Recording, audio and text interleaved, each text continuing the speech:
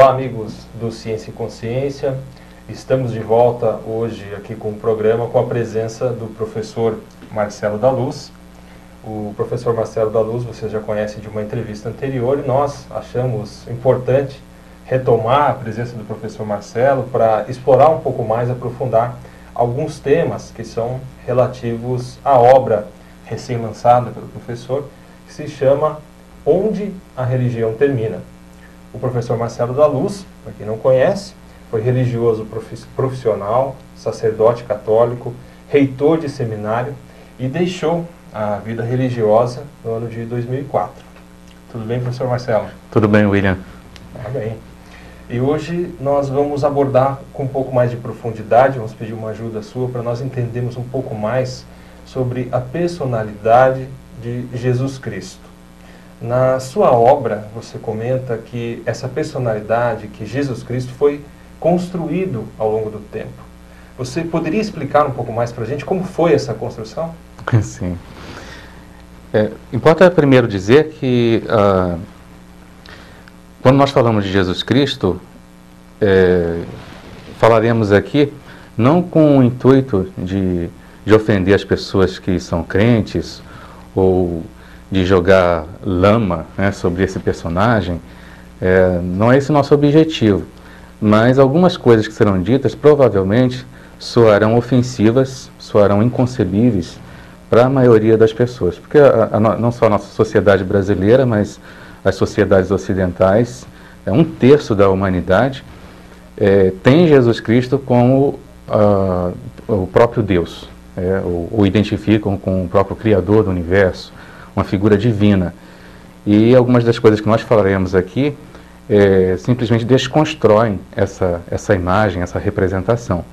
Então, é importante, isso não é novidade para ninguém que estuda teologia, e estou me referindo aos pastores, aos padres, a uma série de pessoas leigas que hoje recorrem à teologia como um campo de conhecimento, que no estudo da personalidade que é Jesus Cristo, nós temos que diferenciar dois aspectos. Primeiro, o que nós chamamos de o Jesus histórico. O que é o Jesus histórico? É o indivíduo, Jesus de Nazaré, que viveu na Palestina no início da nossa era. E diferenciando do Cristo da fé, que são as interpretações feitas a respeito dele, já no princípio, né, da manifestação dele ao longo dos séculos. Então, o indivíduo Jesus existiu concretamente, sobre ele temos muito poucas informações. Mas é certo que existiu.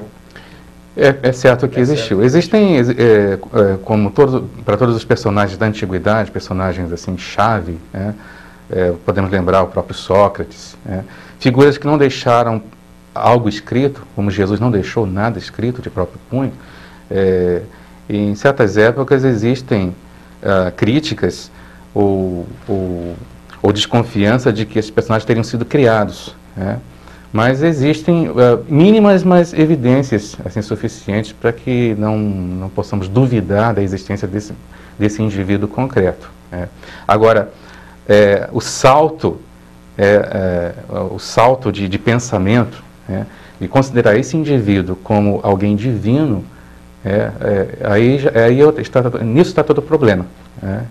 Então, o Cristo da fé, porque Jesus Cristo não é um nome próprio. Jesus de Nazaré, geralmente os personagens da antiguidade eram conhecidos pelo local de origem, Nazaré, a cidade na Palestina. E agora, Jesus Cristo é um título honorífico, Jesus o Salvador, o Jesus o ungido, é uma tradução de uma expressão hebraica, o Messias. Então, Jesus Cristo é aquele que é ungido, ou o Salvador do mundo, alguém divinizado. Então, nós temos que diferenciar esses dois aspectos, nesse personagem que nós conhecemos como Jesus. Jesus Cristo é alguém construído historicamente. Por que isso? Se nós observarmos os evangelhos que nós chamamos de canônicos, são os 4 evangelhos oficiais, você encontra na Bíblia cristã, seja na versão católica como na versão protestante, embora tenham existido dezenas de outros evangelhos que não entraram nessa lista oficial. Se você observa a história de Jesus contada nesses evangelhos, você vai perceber que existe uma evolução, um crescendo nessa questão da idealização dessa figura, né? Da consideração de que ele era um homem excepcional, um homem carismático, alguém que exercia uma influência grande sobre as pessoas, a paulatina, a gradual consideração de que ele era divino. Então, hoje existe um consenso entre estudiosos de que o Evangelho segundo Marcos foi o primeiro evangelho a ser escrito algumas dezenas de anos depois da morte de Jesus. Então, até esse ponto, você tem histórias de pescadores. Você sabe histórias de pescadores, como os pescadores contam histórias, né? Todos os seguidores de Jesus eram pescadores. Então, ao longo de 30, 40 anos, né, você teve uma tradição oral. Ali pelo ano, só pelo ano 70, e isso aí é uma questão de debate entre os pesquisadores, você vai ter o primeiro evangelho, que é o Evangelho de Marcos. Ali, você tem sempre a consideração de Jesus como o Filho do Homem. Agora, mas bem nesse ponto, existiu então um período em que a gente poderia dizer assim, que Jesus se tornou uma espécie de lenda que passava de boca em boca entre as pessoas, e um período onde essa personalidade começou a ser construída planejadamente por outras pessoas? Isso aconteceu ou não? Sim, aconteceu. Antes dos evangelhos canônicos, por exemplo, antes do Evangelho de Marcos, nós já tínhamos alguns escritos que hoje estão no Novo Testamento. São as chamadas epístolas, cartas, a maioria delas atribuídas a Paulo. Nem todas foram escritas por Paulo, né? Uma série delas são apenas atribuídas a ele. Eram cartas esporádicas enviadas a certas comunidades que ele dirigia. O núcleo da mensagem de Paulo é a ressurreição de Jesus, morte e ressurreição de Jesus, como elemento fundamental para a redenção do mundo e dos seres humanos. Mas em nenhum momento Paulo considera Jesus como Deus. Ele considera Jesus como alguém muito próximo do Deus hebraico, mas jamais como Deus. Mas existe todo um enaltecimento dessa figura como mediador único e sem o qual nós não teríamos a salvação. Mas em nenhum momento ele é apresentado como Deus. No Evangelho de Marcos, que é o primeiro, ele é considerado Filho de Deus. Mas sobre você nem imagina o volume de literatura que já foi escrito sobre isso. O que significa esse Filho de Deus? Os evangelhos seguintes, Mateus e Lucas, são praticamente cópias de Marcos. A maior parte do material que está neles vem de Marcos. E existe uma certa porção que vem de outras fontes. Mas eles também não chegam a afirmar a divindade de Jesus. Essa afirmação da divindade vai acontecer com o Evangelho de João, que é o evangelho mais tardio, data aí do ano 100. Alguns estudiosos chegam a projetar a data de redação desse evangelho para o ano 110. Então, esses evangelhos todos aconteceram, foram escritos num período de mais ou menos um século, é isso? Exato. E em concomitância, outros evangelhos foram escritos, também muitos outros também mais tardios, durante a maior parte da história esse material ficou perdido, mas hoje nós temos condições de comparar uma série de escritos que não entraram nessa lista. Mas só para resumir isso que nós estamos, esse crescendo na idealização, no Evangelho de Marcos, que é o primeiro, Jesus ele é apresentado como ungido, como Filho de Deus, ele é apresentado como alguém especial a partir do batismo. A missão dele como enviado especial começa no batismo. No Rio Jordão, João Batista, os personagens são conhecidos. Em Mateus e Lucas, essa eleição divina começa no seio materno. Então já há uma regressão. No Evangelho de João, ele aparece como alguém já divinizado, desde o início do universo. Então, quanto mais o tempo passa, mais existe essa idealização da figura. Tá? Ele vai se tornando menos homem, menos humano, Menos e humano, se tornando mais divino. mais divino. Mas essas não, essa interpretação que aparece no Evangelho de João, ela não era única. Né? As interpretações sobre Jesus eram tantas quantas eram seus seguidores. Existiam outras correntes no princípio ali do século II, século III, os famosos cristãos gnósticos, eram uma série de tendências diferentes, existe uma complexidade de estudos sobre isso. Essas interpretações divergentes, tá, elas não capacitam, não capacitavam os cristãos a terem uma visão unívoca sobre Jesus. Então, o que hoje qualquer cristão que você encontra aí na rua, né, a maioria da sociedade brasileira professa o cristianismo, as pessoas têm uma ideia ingênua, né, de que essa revelação de que Jesus é a segunda pessoa da Santíssima Trindade, que Ele é Deus, né, que Ele trouxe uma mensagem de salvação, que Ele morreu pela humanidade. Isso aí é uma mensagem unívoca, né, uma mensagem clara, direta, confiada a um grupo, que era o grupo dos apóstolos, que fundaram a igreja, e que hoje todos os clérigos são representantes dessa primeira família, né, de mensageiros. As pessoas têm essa ideia ingênua dessa linha de continuidade. Jamais, isso é uma coisa que incomoda, vai incomodar. Incomoda, mas não são ignorantes disso, os que estudam teologia, né, jamais houve uniformidade de pensamento no cristianismo. Desde o pequeno grupo que andou em torno de Jesus, né, atravessando os séculos, principalmente os primeiros séculos, não houve essa uniformidade que as igrejas cristãs alegam haver. Agora, como foi essa seleção, vamos dizer, se existiam várias interpretações, né? Porque esses evangelhos são os evangelhos que chegaram até a atualidade, vamos dizer, são os evangelhos oficiais, né? Como é que vocês selecionam eles? Já no século II, começou a haver, nessa briga de correntes, né, ou nessa divergência de correntes, começou a haver um movimento que mais tarde se tornaria vitorioso. É o que nós chamamos de cristianismo oficial. Né? O bispo Irineu de Lyon, no século II, ele já era o defensor, né, de uma suposta verdade única, de um evangelho único, que seria o evangelho quádruplo, né? A mensagem de Jesus colocada nesses 4 evangelhos oficiais. Agora, é importante também para quem está nos assistindo saber que o que nós chamamos de evangelho não é uma biografia de Jesus, porque geralmente também essa é uma ideia ingênua, né, que a maioria dos crentes, a maioria das pessoas que ouvem falar em religião cristã, em evangelho, em Jesus Cristo, geralmente pensam nesse sentido. Você entende que a história de Jesus é contada na Bíblia, né? Exato. E quando nós falamos de história de Jesus, nós temos essa ideia moderna de biografia, né? de um relato feito por alguém que observou o nascimento, o crescimento, a obra pública desse personagem, e que haveria coisas objetivas ali a serem descritas.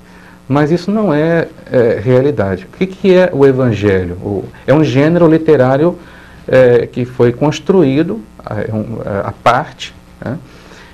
Em que ele consiste? Ele consiste, na verdade, numa atualização, numa interpretação que atualiza os supostos ensinamentos de Jesus para pessoas que estavam vivendo certos problemas em certas épocas. Então, os primeiros os evangelhos oficiais foram escritos dezenas de anos depois da morte de Jesus. Ora, as comunidades nas quais esses evangelhos surgiram, elas eram compostas por indivíduos que estavam vivendo uma série de conflitos, uma série de problemas, e eles queriam saber o que Jesus faria ou diria no lugar deles. Né? Mas eles tinham essas histórias das quais ouviram falar, certos relatos de milagre aqui, certos ditos atribuídos a Jesus ali, a história contada sobre a morte e ressurreição dele. Então, em um certo momento, uma pessoa, algumas pessoas, um grupo de pessoas, juntou esses relatos e deu a esses relatos uma certa ordem, né, tentando comunicar uma mensagem. Uma mensagem que era resposta aos problemas daquelas pessoas que estavam vivendo lá século depois. E que daí você entendia que hoje, por exemplo, uma missa, a pessoa que assiste uma missa, ela entende como se a própria personalidade de Jesus Cristo houvesse falado aquelas ideias, ele mesmo tivesse contado aquilo, e de certa forma a pessoa passa a dar até uma confiança então àquelas palavras, porque ela imagina ter vindo de Jesus Cristo, essa personalidade que tem um significado especial, divino, vamos dizer assim. Exato. Só um exemplo para o pessoal entender, né, do que a gente está falando. Todo mundo já ouviu falar daquela famosa história, que geralmente se conta na Semana Santa, de Pedro que chora depois que o galo canta. Né? Ele negaria Jesus 3 vezes antes que o galo cantasse 2 vezes. E todo mundo já ouviu, mesmo quem não é cristão, quem nunca foi cristão, já ouviu falar dessa história. Ora, as pessoas, quando essa história é lida ou contada durante a Semana Santa, elas imaginam aquela cena acontecendo. Né? Mas veja, isso não ocorreu historicamente. Por que essa história foi contada?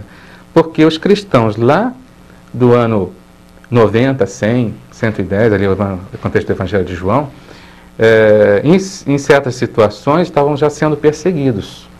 Tá? E na perseguição, eles eram obrigados a renunciar ao nome de Jesus, a renunciar ao seguimento de Cristo.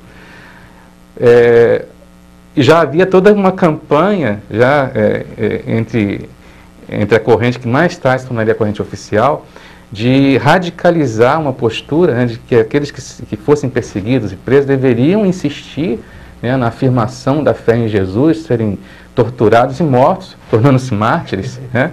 É uma solução bastante radical para espalhar, né, ainda mais essa fé, e de forma que quem sofria tortura e morte era muito reverenciado, era muito admirado na comunidade. Mas quem fraquejava e voltava atrás, essas pessoas sofriam preconceito, sofriam pressão, né? Muitas vezes tinham seu retorno impedido. Né? Então havia esse problema. O que fazer com as pessoas que fraquejaram diante da ameaça de tortura, de prisão, de morte, né? E que negaram Cristo? Então, o evangelista, ou o grupo de evangelhos, o grupo de pessoas que redigiram isso, imaginam essa cena em que Pedro, que teria sido o principal apóstolo, né, o mais próximo de Cristo, aquele a quem foi confiado uma série de tarefas, né, o mais importante entre os apóstolos, ele traiu Jesus. Ele disse que não era seguidor dele, quer dizer, reproduzindo aquela situação que muitos cristãos estavam vivendo naquele momento. E ele chora amargamente, se arrepende, mais tarde ele é chamado pelo próprio Cristo para apacentar as suas ovelhas, para ser o chefe, né, da igreja, etc. Então aquele que foi o principal apóstolo foi capaz de traí-lo e voltar. Né? Então esse retorno também deveria ser concedido aos outros que estavam vivendo naquele momento. Então veja, é uma situação criada. Né? Ela não aconteceu. Mas é como se você estivesse recriando esse personagem, Jesus, né, numa situação totalmente nova, e ele está comunicando uma mensagem para as pessoas no presente. O Evangelho é isso. Né? E é difícil você não imagina o volume de coisas que já foram, as bibliotecas inteiras. É bem nesse ponto que eu quero segurar aqui um pouquinho, Marcelo, que nós vamos ter um intervalo aqui, só que quando a gente retornar, eu quero ver contigo o seguinte: qual é a porcentagem, afinal de contas, desses evangelhos que a gente pode considerar, então, como um fato, como uma realidade? Então, só um pouquinho, aguarde a gente aí, que nós já retornamos e a gente vai dar uma olhada nisso aqui com o Marcelo.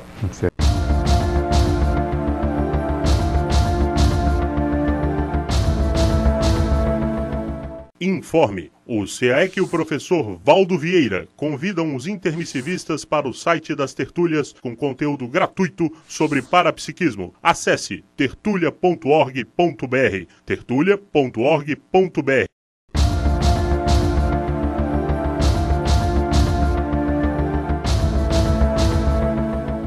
Olá, estamos de volta no programa Ciência e Consciência aqui com o professor Marcelo da Luz. E no bloco anterior, Marcelo, a gente deixou aqui, né, quicando em frente ao gol essa pergunta para você. Afinal de contas, do que a gente tem hoje, dos evangelhos, do que está hoje na Bíblia, qual é a porcentagem, o que tem de fato, de realidade lá mesmo, que as pessoas podem considerar com confiança? Eu vinha dizendo para você não imagina o volume de literatura que já foi escrita sobre esse tema, tentando justamente diferenciar o Jesus histórico do Cristo da fé. Embora esse seja um problema que começou a ser abordado há pouco mais de 200 anos dentro da história da teologia, né? Olha, existe um grupo que foi fundado nos Estados Unidos, um grupo de estudos, chamado The Jesus Seminar, ou Simpósio de Jesus. É um grupo formado por uma série de pesquisadores de ponta, alguns deles muito conhecidos. Claro, não são todos os pesquisadores, é um grupo, né, que tem uma afinidade de pesquisa, e eles se propõem justamente a tentar vasculhar e separar aquilo que teria sido originalmente proferido por Jesus daquilo que foi acrescentado, daquilo que é a interpretação póstuma, daquilo que é invencionice teológica, né? Vamos ser bem claros. Segundo as pesquisas desse simpósio, cerca de 18% do que está nos evangelhos canônicos viria do Jesus histórico. Teria uma relação direta com Jesus histórico. Essa pergunta que eu fiz aqui, vamos dizer, inventei a questão na hora, na verdade, ela está sendo respondida. Existe um grupo que está pesquisando e ele quer saber exatamente a porcentagem daquilo que é fato e daquilo que foi uma invencionice. Exato. Mas não é só esse grupo, existe uma miríade de pesquisadores concentrados nesse tema. Agora, esse grupo assumiu uma postura bastante crítica e bastante aberta. Esse seminário, a cada 2 anos, ele é aberto ao público, as pessoas podem assistir às apresentações, podem participar, podem opinar. E esse grupo chegou a essa conclusão. E esses estudos estão em curso, 18%. Cerca de 18%. Do que existe hoje nos evangelhos pode ser considerado como um fato que realmente aconteceu? Seria essa a interpretação correta ou não? Em alguns momentos você pode falar de fatos que estão à base de certos relatos. Por exemplo, é certo que Jesus realizou algumas curas, né? Mas não exatamente do modo como estão descritas ali. Se você olhar para o Evangelho de João, os relatos eles são simbólicos. Você percebe toda uma estrutura montada em torno de 7 sinais ou 7 milagres. E cada um deles tem um objetivo, uma mensagem por trás. E existe um paralelismo depois com certas afirmações sobre a divindade de Jesus. Então, é uma coisa muito bem montada para comunicar aquilo que seria o objeto da fé, né? Mas existe um fundo. Jesus teria, por exemplo, curado algum cego? Sim, muito provavelmente. Agora, toda a carga que vem no relato, né, os detalhes, a narrativa em si, e na maioria das vezes essas narrativas são inventadas, com o propósito de atualizar aquela mensagem para os presentes. Então, mas muitos outros pesquisadores estudam o mesmo objeto, porém com opiniões divergentes. Nem todos os pesquisadores concordam com o simpósio de Jesus. Então, existe uma briga muito grande em relação a isso. Mas qual é a importância disso para nós? É que não existe um consenso sobre quem é esse... Veja, Jesus Cristo é considerado, por 1/3 da humanidade, Deus. O modelo absoluto de perfeição para todo o ser humano. Isso significa, se você não adequar seus projetos de vida com os planos de Cristo, você não alcançará a salvação eterna. E esses planos que a gente tem 18% apenas mais próximo de fatos. Exato. Ou de coisas que ele teria dito. E muitas dessas coisas não estão encadeadas, são pensamentos esparsos, né? Não existe um consenso entre os próprios pesquisadores sobre quem foi esse personagem e o que ele teria realmente feito ou dito. Tá? Isso é fato. Tá? Não há ninguém que estude teologia que possa negar isso. Se você procura os cristãos simplórios, as pessoas que não têm estudo, as pessoas que simplesmente são fiéis em suas igrejas, elas também terão suas próprias interpretações sobre esse personagem, tá? Que vão, na maioria das vezes, divergir daquilo que é a doutrina oficial de suas próprias igrejas. Então, se você olhar... Existe um aspecto além, vamos ver se a gente entende bem aqui. Primeiro, aquilo que vem dos evangelhos, em torno de 18%, imagina-se que possa ter uma relação mais direta com os fatos. O restante tem bastante invenção e construção de ideias que possa formar uma doutrina, um conjunto de dogmas, algo nesse sentido. Sim. Além disso, ainda existe a situação da interpretação subjetiva, ou seja, quando eu tenho contato com essas histórias todas, eu ainda formo a minha ideia de quem vem a ser essa personalidade. Exato. É nesse sentido. Um detalhe importante. Em 2006, foi publicado nos Estados Unidos o Atlas das Religiões. E, baseado em pesquisa bastante acurada, nós temos a informação de 2006, naquele ano de 2006, havia pelo menos no planeta Terra 33.800 seitas cristãs diferentes. Isso significa 33.800 interpretações diferentes de quem é essa personalidade, Cristo, que supostamente é a referência para toda a vida no universo. Alguma coisa está errada, William. Alguma coisa está errada. Se você parar para pensar, bastariam 2 ou 3 interpretações para você já problematizar, para ter problema. Agora, 33.800 em 2006, provavelmente teremos mais, nós estamos em 2010. Alguma coisa está errada. Agora, se você,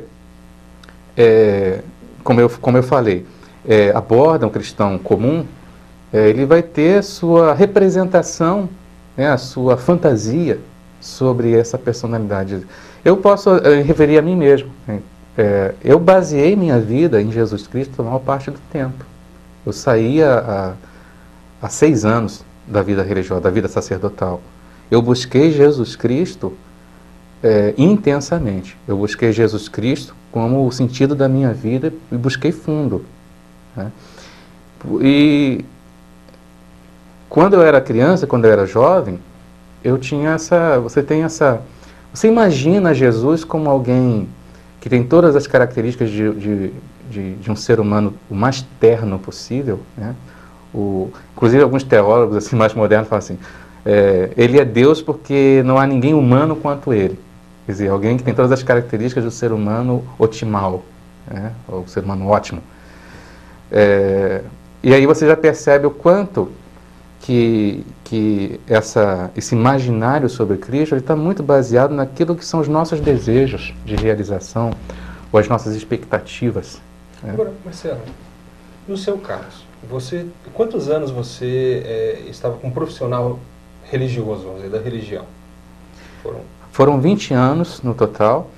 Eu fiz o noviciado em 1980. Esse noviciado é uma etapa crucial dentro da vida religiosa, na qual você se torna religioso, alguém que professa os conselhos evangélicos.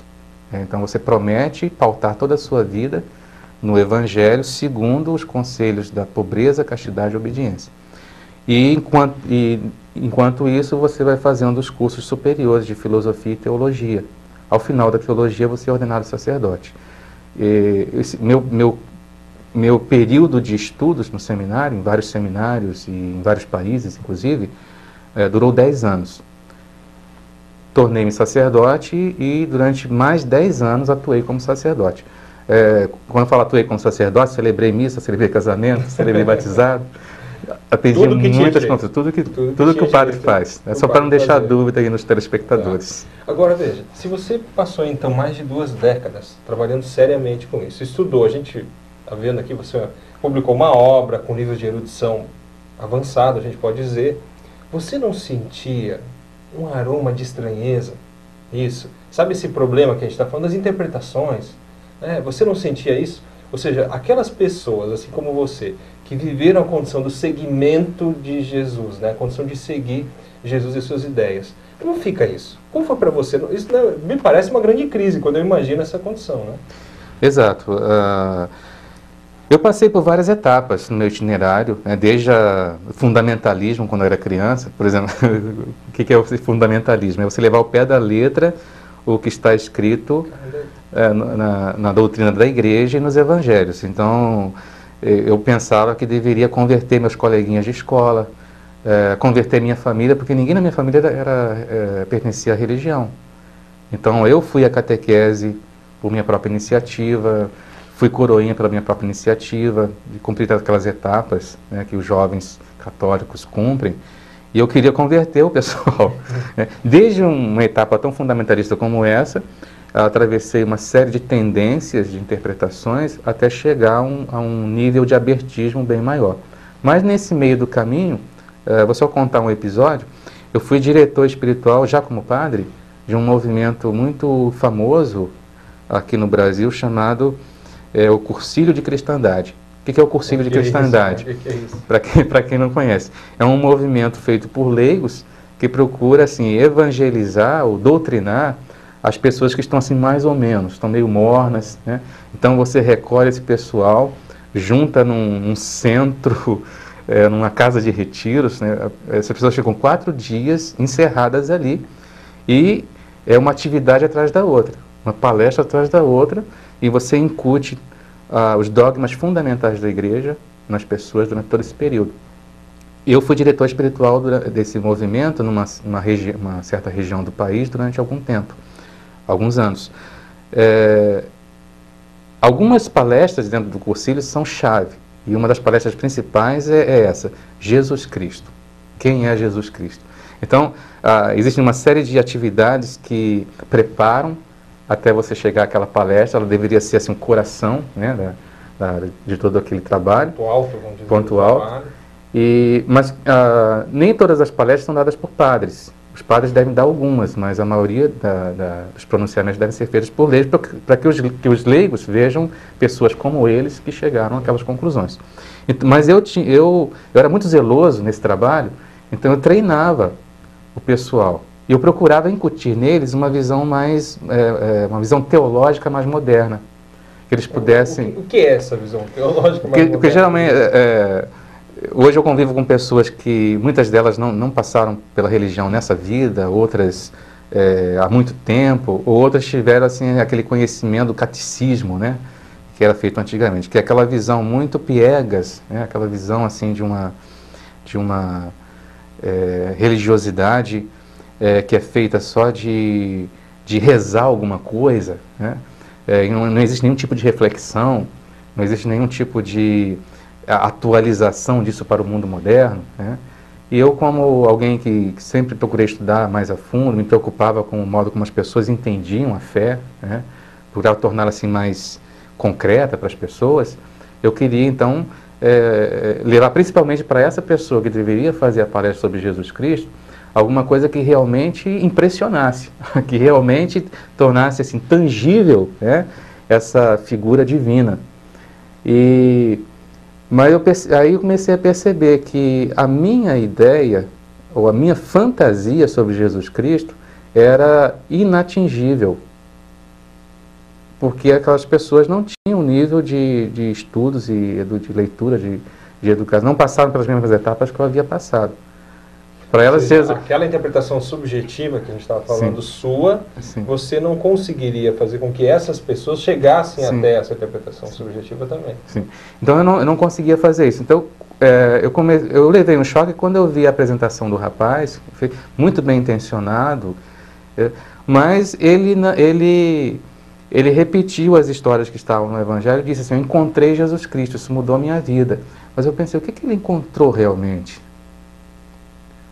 O que eu encontrei realmente? Porque, na verdade, o que ele está repetindo é alguma coisa que alguém falou para ele. E alguém falou para esse alguém anteriormente. Né? E, na minha percepção, era algo muito superficial. Eu falei, isso não é suficiente para alguém mudar a sua própria vida. Né? Nós temos um intervalo agora e daqui a pouquinho nós vamos voltar, rapidinho. E a gente vai explorar um pouco mais essa questão da pessoa, então, que está no segmento de Jesus Cristo, ou seja, ela segue essa personalidade, ela entende que essa personalidade está guiando, né?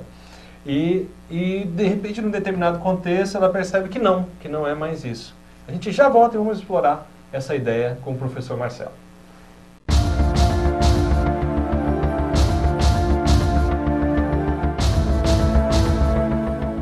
Informe. O SEAEC e o professor Valdo Vieira convidam os intermissivistas para o site das tertúlias com conteúdo gratuito sobre parapsiquismo. Acesse tertulia.org.br, tertulia.org.br.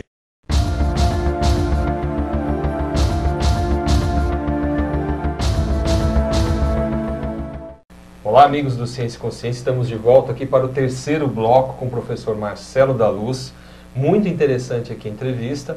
E eu gostaria de pegar daquele ponto onde nós estávamos, Marcelo, ou seja, da pessoa que estava na condição do segmento de Jesus Cristo e num determinado contexto, por uma razão ou outra, e até você poderia nos ajudar a entender que razões fazem uma pessoa passar por isso, de achar que não é o caso de continuar a seguir, então, essa personalidade que é Jesus Cristo.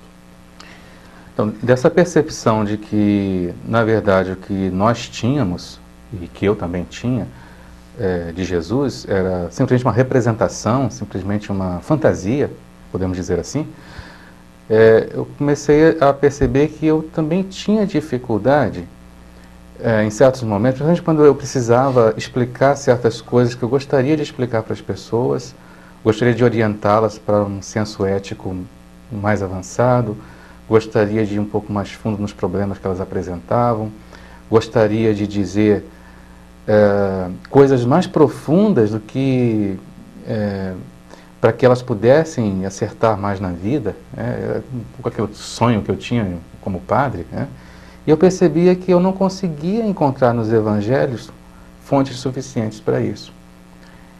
Era uma coisa que eu não podia dizer para ninguém naquele contexto, eu mesmo me surpreendia comigo, mas em muitas situações, porque para quem não está familiarizado, né, na Igreja Católica, principalmente durante as missas dominicais, você tem maior oportunidade de se comunicar com muita gente, e dentro da missa existe um momento das leituras bíblicas. Então, essas leituras já são pré-selecionadas pela própria igreja, existe todo um calendário que você tem que seguir, né? Então, os evangelhos são lidos pouco a pouco, até que se chegue ao fim, depois você inicia um outro ciclo. E essas leituras não podem ser mudadas. Então, em certas ocasiões, a mensagem a ser dada era uma, mas a leitura não ajudava. Não ajudava. Porque eu percebi uma série de coisas que tornava difícil justamente explicar aquela mensagem, porque o texto se prestava a má interpretação, ou a confusão, ou mesmo a mensagem contrária. Então, por exemplo, como é que eu poderia apresentar Jesus como o protótipo do pacifista, ou de alguém que representava muito para o mundo e deveria ser reconhecido pelo mundo como Salvador, e que teria uma mensagem de paz num mundo tão conflituoso e guerras explodindo a todo momento, em todo lugar, se eu me deparava com um texto em que Jesus, por exemplo, recomenda aos discípulos que eles devem portar espadas, e que ele veio não para trazer a paz, mas para trazer a espada. E a pessoa que é cristã já reconheceu esse texto, está lá Então, lá no livro, eu elenquei uma série de coisas que nós podemos chamar de falhas no pensamento e na obra de Jesus Cristo.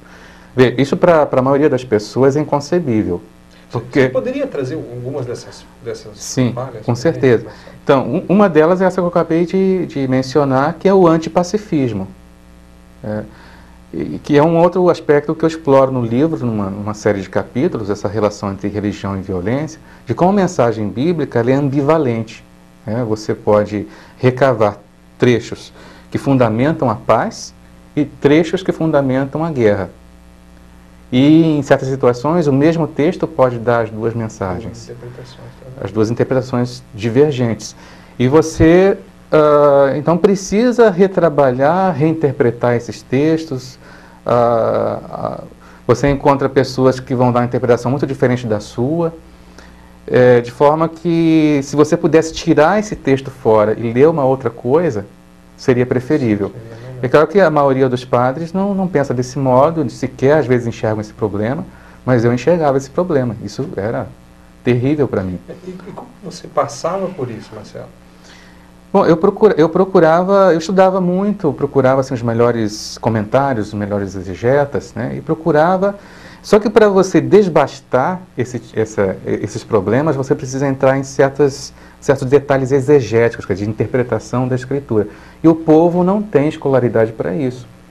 Então eu me deparava muitas vezes com pessoas que diziam: mas o senhor está falando de uma coisa, é até bonito isso, mas isso não está escrito lá na Bíblia, o que está escrito é isso. Então, como é que você explicava para as pessoas que esse Jesus, que seria um suposto mensageiro do perdão, por exemplo, porque o perdão é uma das mensagens supostamente centrais dos evangelhos, mas esse perdão ele é sempre condicional, né? Existem uma série de parábolas que Jesus conta, se as pessoas serão lançadas ao fogo, serão separados os cabritos das ovelhas, e uns vão sofrer, os outros vão para a glória. Então, essa recomendação do perdão é algo compulsório, né? É algo exigido, não é algo incondicional. Então é uma mensagem bastante deficitária, né? E eu gostaria de encontrar, naquele período, né, eu gostaria de encontrar passagens que fossem claras, que tivessem um teor de sabedoria, que eu encontrava em outras fontes. Lembre-se, eu ainda era religioso, né, naquele período, então eu lia coisas em outras tradições orientais, no budismo principalmente, zen budismo.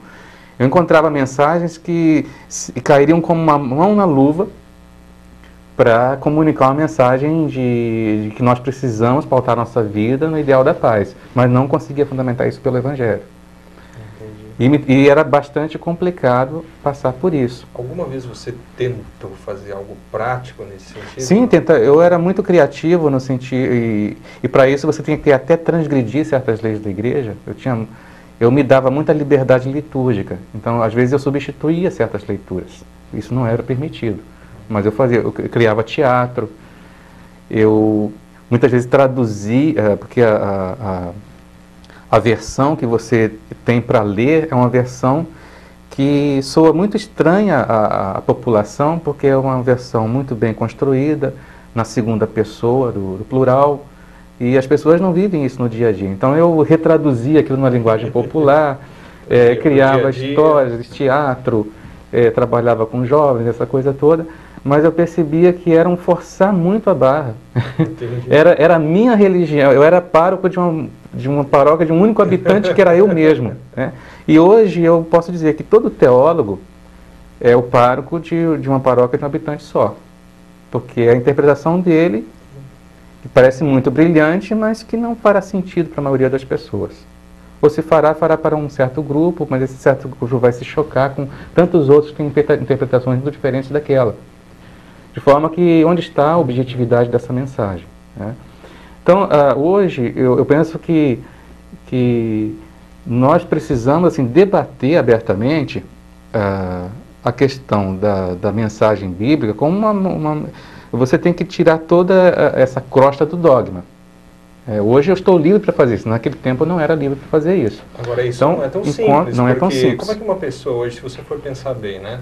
Uma pessoa que fale alguma coisa que aborde a realidade da personalidade de Jesus Cristo, não como o ser que é um Deus ou é o Filho de Deus, mas como um ser humano.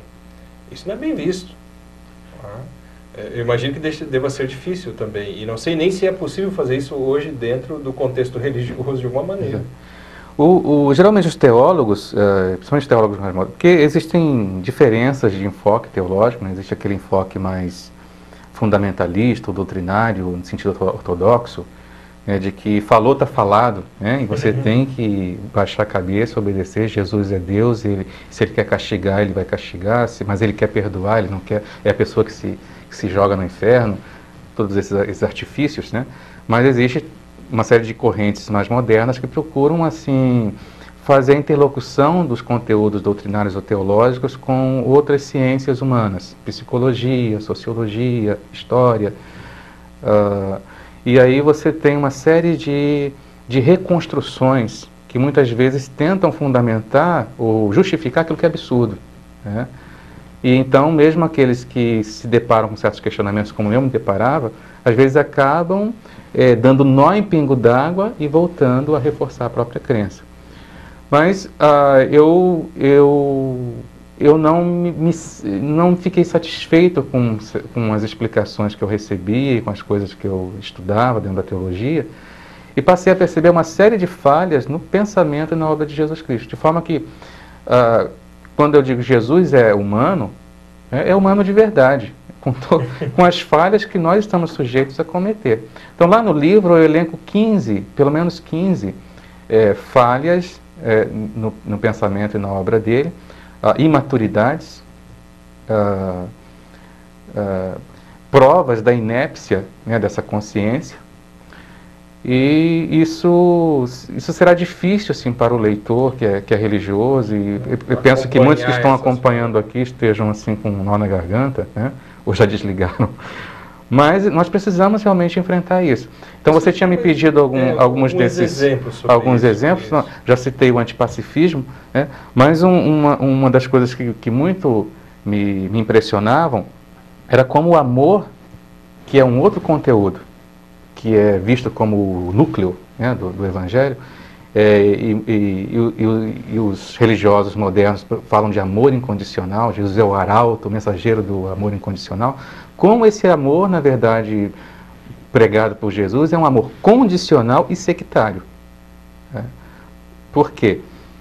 Eu vou me lembrar até um pronunciamento feito até fora da tradição católica, né? Chico Xavier, que é um outro personagem célebre e protagonista dentro do Espiritismo. Recentemente, a Rede Globo apresentou um especial sobre ele, e o final desse especial mostra o próprio Chico dando uma entrevista e dizendo que ele não encontrou, ele já estava bem adiantado em anos, né? Ele não havia encontrado até então uma filosofia de vida que melhor retratasse o que seria a missão do ser humano. E essa filosofia de vida estava resumida na frase dita por Jesus na última ceia, né? Amai-vos uns aos outros como eu vos amei. As pessoas, quando ouvem isso, dizem, tudo bem, nós podemos encontrar uma série de probleminhas nos evangelhos, muita coisa não está clara, mas uma coisa é certa, o amor, né, nessa versão, amai-vos uns aos outros como eu vos amei, é a mensagem principal para toda a humanidade, e isso faz com que nós continuemos a considerar Jesus Cristo como a referência, o fundamento, o ideal de perfeição. Agora, se você for lá no Evangelho onde isso está escrito, você vai perceber que no Evangelho de João, na última ceia, esse amai-vos uns aos outros não é um amor universal, é aquele apreço, aquela consideração, aquele amor que os discípulos deveriam ter uns pelos outros, entre eles. E eles estavam em franca oposição aos judeus, que eles viam como inimigos, satanizavam os judeus. Eu precisaria de um programa inteiro para poder explicar isso, mostrando nos textos, né? Mas existe uma satanização dos judeus, e existe também uma satanização que não é tão aparente, mas hoje, tendo uma série de outros escritos que foram recuperados, por exemplo, o Evangelho de Tomé, nós podemos perceber que o Evangelho de João foi provavelmente uma reação ao Evangelho de Tomé, porque o Evangelho de Tomé apresenta um Jesus Cristo, uma interpretação muito diferente daquilo que aparece no Evangelho de João. No Evangelho de João, Jesus é Deus e não há paralelo com ele, né? Você precisa reconhecer essa diferença, você precisa reconhecê-lo como caminho, a verdade e a vida. A sua existência depende radicalmente dele. No Evangelho de Tomé, Jesus é um mestre que orienta para a verdade, mas uma vez que o discípulo, o aluno, chegou a essa verdade, ele se torna um igual. Ele é um orientador, ele não é um mestre absoluto. E existia essa rivalidade entre essas comunidades, e o Evangelho de João deixa transparecer isso. Tanto é que aquela famosa história que todo mundo sabe, o Tomé, que é o incrédulo, né? O São Tomé, que precisa ver para crer, é uma história que está no Evangelho de João justamente para desacreditar aquela tradição. Porque não era interessante você ter uma interpretação de Jesus como alguém que era assim muito liberal, que colocava as coisas horizontalmente. No Evangelho de João você tem uma obrigatoriedade de reconhecer Jesus como Deus. É uma mega idealização, né? Então esse amor tem nada de amor universal ou algo que possa fundamentar a orientação que nós devemos adotar para a nossa vida. No entanto, é um argumento na tentativa de mostrar que pode até existir alguns erros nos evangelhos. No entanto, essa é uma verdade que não poderia se ir contra. Exato. No entanto, é uma verdade com uma interpretação que distancia ela do que seria a realidade mesmo do que aconteceu. E antes que o pessoal comece a me engolir e mandar mensagens negativas aqui no nosso blog, nós não estamos questionando o bem feito pelo Chico Xavier, o bem feito pelos cristãos nas seitas cristãs, a caridade feita, tudo isso tem o seu relativo valor. Tá? Só é ilegítimo você fundamentar, dar como justificativa para essas ações altruístas esse amor pregado no Evangelho, porque é um amor que leva a outra direção. E se você olhar na história, o que a pregação religiosa ocasionou? Muito conflito, muita guerra, muito teoterrorismo. Tá? A história repleta de episódios sangrentos justamente porque isso está lá no Evangelho como semente. Isso é uma coisa muito séria, William. E uma vez que a pessoa percebe isso, eu penso que seja muito desconfortável conviver com isso e querer evitar isso, discutir isso. Mas isso é apenas um dos aspectos, tá? Eu posso falar que Jesus... aí as pessoas falam, a prova da divindade de Jesus eram os milagres. Mas se nós formos analisar profundamente o fenômeno, nós vamos ver que Jesus incorre, como tantos outros místicos incorreram, no engano parapsíquico. O que é esse engano parapsíquico? Esse engano parapsíquico é a condição de que... É você assumir a condição de que o desenvolvimento do parapsiquismo é algo íncito a qualquer um de nós. É uma capacidade da consciência, uma manifestação da consciência. Uma vez que você é capaz de se comunicar com dimensões extrafísicas ou vivenciar uma série de fenômenos que ultrapassam a materialidade do mundo, a condição corpórea, você faz isso enquanto um ser que é capaz de desenvolver algo que é inerente à nossa condição. E isso não significa que o que as pessoas chamam de poderes paranormais, ou poderes espirituais, ou fenômenos extrasensoriais, que eles sejam uma revelação divina ou sejam milagres, porque eles são coisas que estão dentro do próprio âmbito, da própria capacidade da consciência. Entendi. Então, muito da religião encontra origem na interpretação falsa de fenômenos parapsíquicos. Ou seja, os fenômenos podem ter acontecido realmente, em alguns casos até levado, por exemplo, a algum tipo de cura, que depois se chamou de milagre, talvez uma nova interpretação. E isso é uma coisa, isso seria um fato possível pelo que a gente estuda. Agora, outra coisa é a justificativa que se pode dar em cima desse fato. Exato. Por um exemplo concreto, alguém pode fazer uma projeção de consciência, ou desdobramento na linguagem espírita. E você vai encontrar outras consciências na dimensão extrafísica. Você retorna e se recorda disso. Foi uma projeção lúcida. Prova muito concreta para a pessoa que experimentou. Uma autoprova. Mas a pessoa acaba atribuindo aquilo que ele viu no extrafísico a condição da divindade. Encontrou seres de luz, anjos de luz, mensageiros celestiais. E ele começa então a estabelecer uma relação de subserviência ou de dependência em relação a essas consciências. Aí começa a nascer toda uma relação mística. Então Jesus atribui tudo o que ele faz enquanto fenômeno parapsíquico ao Pai, a figura de Deus. Então um poder sobre-humano. E ele não leva os seus seguidores a desenvolver essas capacidades.